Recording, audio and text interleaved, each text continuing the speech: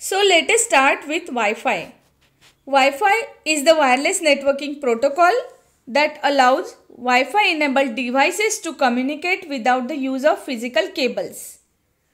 Wireless means without the use of physical cables.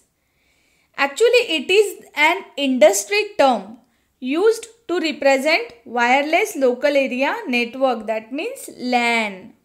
Okay, LAN, LAN, local area network. Actually, this protocol is based on this, and it is based on 802.11 IEEE network standards. There are various standards available. Just like that, here over a period of time, different standards of the Wi-Fi like 802.11a, 802.11b, 802.11g and 802.11n. All these are have been evolved. Okay, so you remember these things, what are different standards available. Okay, so A, B, G and N, these are available. Of course 802.11. Okay, so today it is the most popular means of communication used for wireless data transfer without fixed location. That means the person may be mobile. Okay, एक जगह से दूसरी जगह घूम रहा है, उसके पास mobile है लेकिन डेटा ट्रांसफ़र करना है, सो केबल की ज़रूरत नहीं है, तो आपको वायरलेस ही डेटा ट्रांसफ़र करना है. और ये सारे स्टैंडर्ड अभी आ चुके हैं. We are using this things. Okay, all the 4 variants are almost similar except for the data rate allowed and distance the signal can travel. अब यहाँ पे मैटर क्या करता है, तो आपका सिग्नल जो है कितना डिस्टेंस ट्रैवल कर रहा है और डेटा रेट क्या है, ज़्यादा है या कम है. तो ये स्टैंडर्ड क्या करेंगे, कितना डेटा रेट अलाउ करते हैं, ये उस पर डिपेंड करता है. ठीक है, तो यहाँ पे देखिए 802.11a, it gives the lowest data rate that is 6 megabits per second to 54 megabits per second. That's the data transfer rate. Okay, and has an outdoor range of 120 meters. तो 120 meters के दायरे में ये वर्क करेगा. On the other hand 802.11n gives the highest data rate. 802.11n का कितना है, 15 megabits per second to 150 megabits per second. ठीक है, तो ये रेंजेस आपको ध्यान रखनी है. 6 मेगाबिट्स किस में है, 802.11a, 6 to 54 megabits per second तक है. और यहाँ 802.11n में 15 मेगाबिट से लेकर 150 मेगाबिट्स पर सेकेंड तक अलाउ है. ठीक है, और आउटडोर रेंज है इसका 150 metres. So almost all the mobile phones that you buy today are WiFi enabled. लगभग सभी मोबाइल फ़ोन्स में वाईफाई इनेबल्ड होता ही है. ठीक है, और मैटर करेगा डेटा रेट्स में कि कौन सा स्टैंडर्ड ये यूज़ कर रहे हैं. एक्चुअली ये बैंड होते हैं, ये बैंड में से ही डेटा ट्रांसफ़र किया जाता है particularly. Okay, that's not our topic of interest here. Actually that is the other information. If you are interested you can check it on internet. Okay, you will find more information. Okay, then next one is General Packet Radio Services, GPRS. As the use of mobile devices increased, so did the users' expectations also. So GPRS became a cutting edge technology in this thrust of expectations. Yes, of course we can say that this is the thrust of expectations. which is never going to be satisfied. It took the mobile usage experience to the next level by providing a packet switch technology. Yes, packet switch is one of the technology that enable the data communications. Okay, so this technology is used to allow the mobile phone connect to the internet. Basically, any network connection that is not a voice or text messaging, it uses data connections like GPRS, right? So जो भी network connections है that is not a voice और text messaging, simply voice और text messaging नहीं है, तो ये क्या करते हैं? Uses a data connections like GPRS. It offers the tenfold increase in data speed over the circuit switch technologies. tenfold increase ये अलाउ करते हैं डेटा स्पीड में, okay, over the circuit switched technologies, okay. तो ये important है. theoretically the defined speed is up to 115 kilobit per second. theoretically इतना possible है, but practically the speed is around only 30 to 40 kilobits per second. ठीक है, theoretically तो इतना calculation में आ जाएगा, लेकिन प्रैक्टिकली क्या है, ड्रॉबैक्स कुछ होते हैं जो अवॉइड नहीं कर सकते हो आप. तो 30 to 40 kilobits per second से ही उसका स्पीड मिलेगा. ठीक है. So using this technology a subscriber can remain connected internet always. So next topic is 3G and 4G.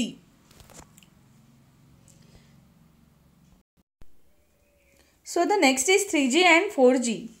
The term 3G and 4G refers to the third and fourth generation mobile communication standards. So 3G means third generation and 4G means fourth generation, as well as 2G means second generation. The 1G service was based on analogue signalling.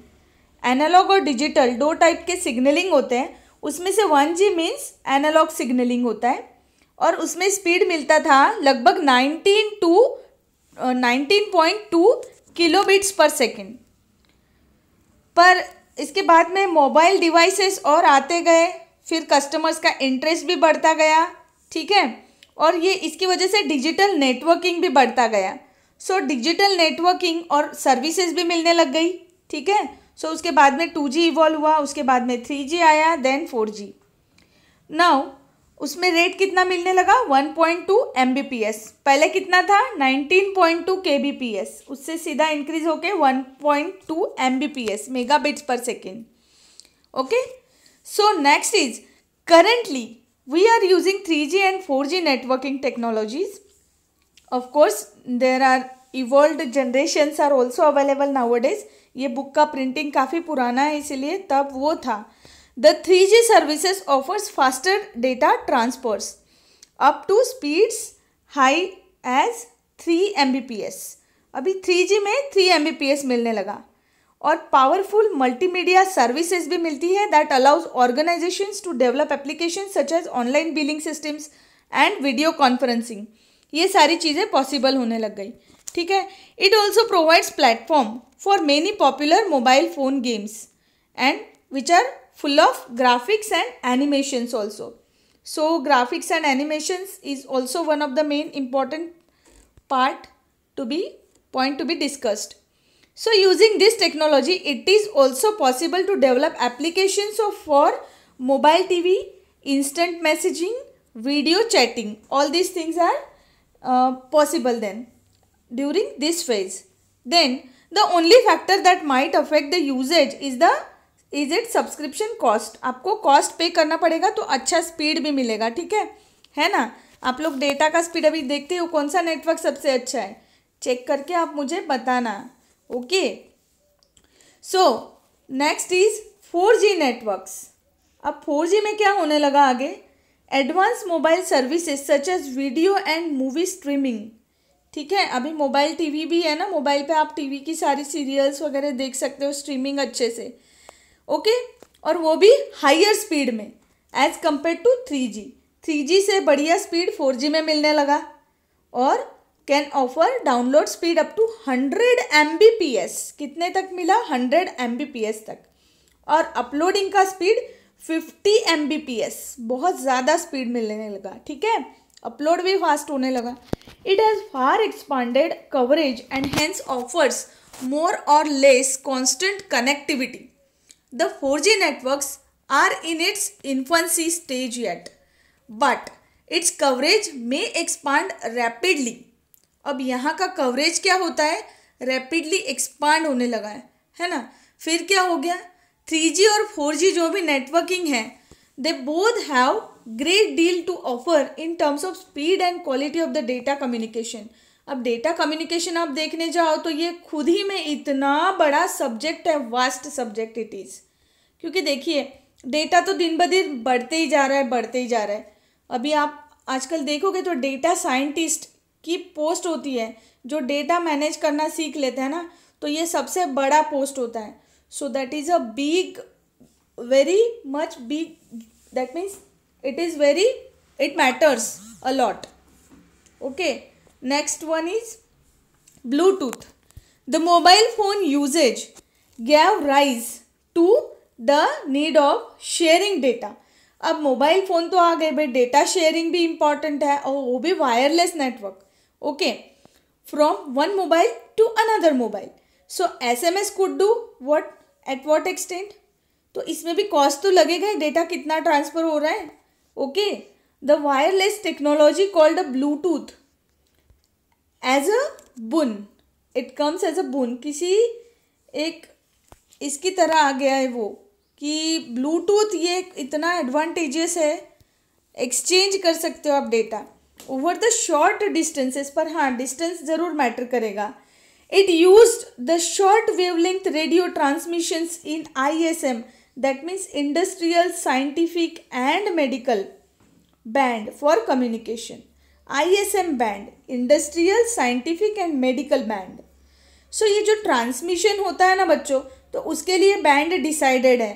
Particular band में particular वाला ही transfer करेगा। जैसे कि industrialist है तो वो particular उसी band का यूज़ करेगा। जो एयर में ये पर्टिकुलर बैंड अवेलेबल है ना, उसके थ्रू डेटा ट्रांसमिट करने के लिए।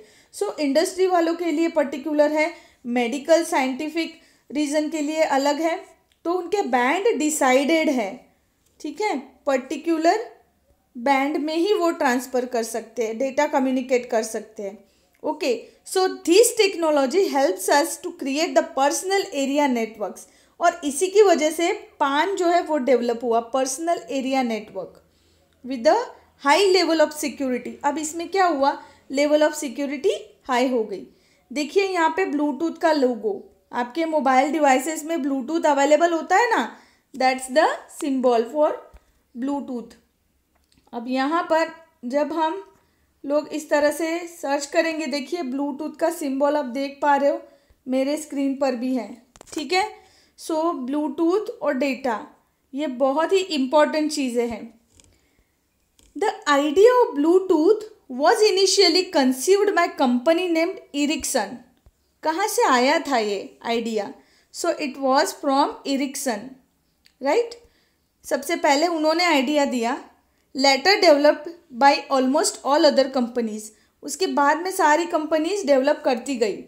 Today it has become a standard for small, cheap radio chip to be plugged into the computers, printers, mobile phones. अब ये छोटी सी चिप बन गई है, चिप बन के मोबाइल में लग जाती है, जिसकी वजह से आप ये एडवांटेज ले पाते हो ये टेक्नोलॉजी का। एकदम छोटी सी चिप जो कम साइज़ की है और आपके मोबाइल डिवाइस में लगाई हुई होती है।